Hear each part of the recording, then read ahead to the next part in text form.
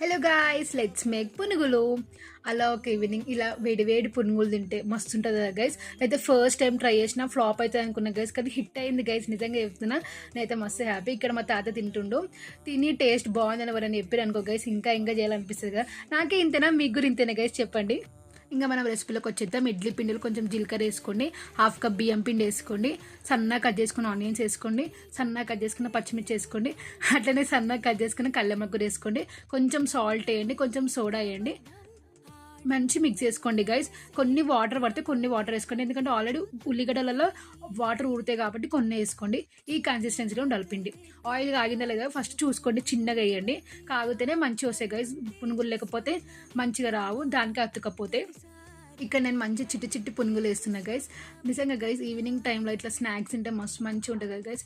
Tummy full ఉంటుంది, మంచిగా we can enjoy guys. మంచిగా అనిపిస్తుంది కదా గైస్. ఓకే, ప్లీజ్ లైక్ చేయండి. Bye bye.